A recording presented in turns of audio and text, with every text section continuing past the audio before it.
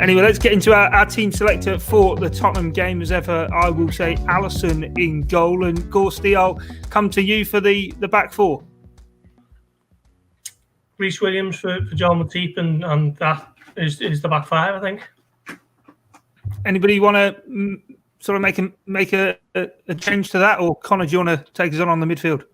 No, Alisson should have done better with the Bruno Fernandes free kick, but I'll leave him. He's not world class, though. He's not world class, Bruno Fernandes. Not world class. By the way, just to make a point on Bruno Fernandes, I did see a lot of people saying last night, he doesn't do anything in the big games. There you go, he's proven it. I thought he came off the bench. He did all right. He scored a brilliant free kick, and I disagree. I think Alisson was well beaten. I think it was a very difficult with the pace on it. I think his weight is on the wrong foot, and he doesn't trust in the wall that he's put up. But hey, perhaps so. Nuance is in goalkeeping, isn't it? Does Bruno Fernandes, though, not have that sort of Mohamed Salah quality? Obviously, Doyley always says that he's not world class, but you watch him sometimes and think he doesn't look all that great, and then bang, he comes up with a telling contribution like that. Look, I disagree with Doyley. I do think he is world class. I think he's been that good at United that surely, what more could he have done in the last 12 months? But the only thing I would say is I don't think he proved anything yesterday. He has gone quiet in big games. One free kick doesn't mean that in the next big game he's going to go and dominate a team. So, I don't think this Sunday he's underlined this point. I think he took a good free kick, and that's the end of it. Fair enough, Connor. What about the midfield for the Spurs game? The midfield. Well, we obviously discussed Curtis Jones in that pod. I want him to play. He'd be in my team for definite.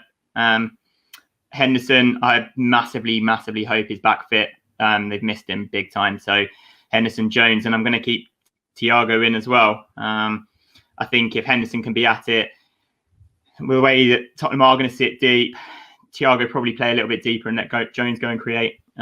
Be my team, be my midfield. It has quietly gone under the radar, of course, Jordan Henderson's absence. What he did play against Manchester United, but then he's not played in the last two games. Joe, what would your midfield be? Would you praying that Henderson's back? Yeah, definitely.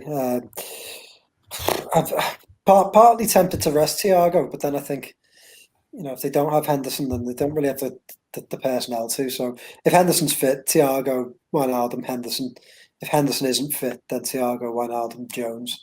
I'd like to get Jones in the team, but I think if Henderson's fit, then that's by far your strongest three. So I would go with that. But I would go with Henderson if he's fit in the more defensive role. What three would you like to see, Gorsty?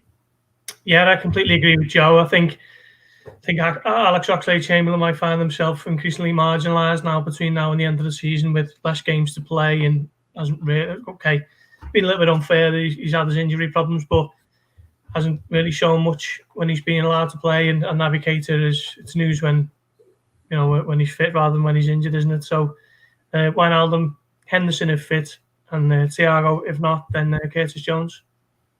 And Joe, I'll let you lead us on the front line. Is the forward three the forward three? It's got to be, hasn't it? It's got to be. There's just no real contenders right now. Shaqiri's done decent bits when he's come in, showed a little bit of quality, but not done enough. Origi, I think it's just passing time. Now it sounds harsh, but just sort of passing time towards the end of his career and his Liverpool career, I should say. And yeah, the front three is the front three. You just got to hope that they're on it, and hopefully it's a good step in the right direction for Salah and Firmino, and Mane can be on it as well. Anyone to make any alterations to that? Impossible. Yeah, same really. I mean, you're making the case for them three to play when they're in form, and now you're making the case for them to play because there's no one else who can do anything. So yeah, they've got to start for me. Divock Origi could always come off the bench against Spurs and get a late goal to settle it. Hey, we've been down that road before. Wouldn't it? Yeah, it certainly would. Let's go round on the score predictions then. Gorsty, I'll start with you. What's the score going to be?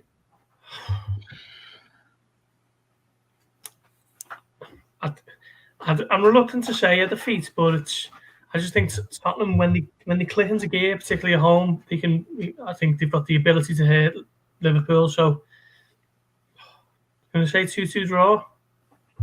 Yeah, you can say what you want. Yeah, 2-2. That's fine. Connor, I'm sitting on the fence, but yeah. A hard fought but incredibly optimistic 2-1. 2-1. It was 1-0 down there last season, wasn't it, Joe? What's the score going to be? Again, want to be optimistic. And I kind of think Liverpool will dominate possession, but it's hard to look past their current form, isn't it? So I would lean towards a draw, but I hope it's a win. So 1-1 draw is my 1-1 draw. Right, well, Connor, ever the optimist, the man to hopefully have the scoreline right in the Liverpool win down at the Tottenham Hotspur Stadium. Remember to stick across the Liverpool Echo for all the pre-match build-up, the live match blog, and the post-match analysis. Also across the Blood Red channel, we're still analysing Anfield to come this week, tactically previewing the trip to Tottenham. And of course, we will have plenty of reaction across the Blood Red channel. But for myself, Guy Clark, Joe Rimmer, Connor Dunn, and Paul Gorse, thanks for your time and your company here. It's bye for now.